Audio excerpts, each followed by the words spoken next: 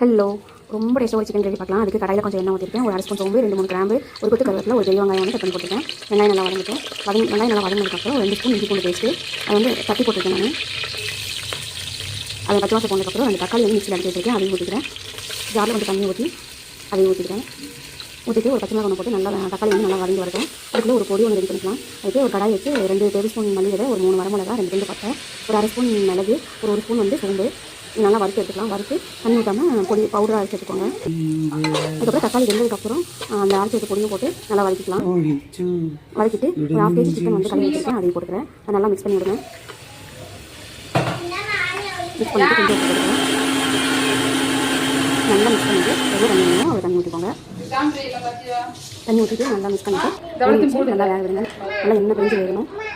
என்னோட ரெசிபிஸ் உங்களுக்கு பிடிச்சதுன்னா ப்ளீஸ் சப்ஸ்கிரைப் பண்ணுங்கள். இப்போ பாருங்கள் நல்லா வெந்துருச்சு. கொத்தமல்லி தலை தூவி ஆஃப் பண்ணிடுங்க.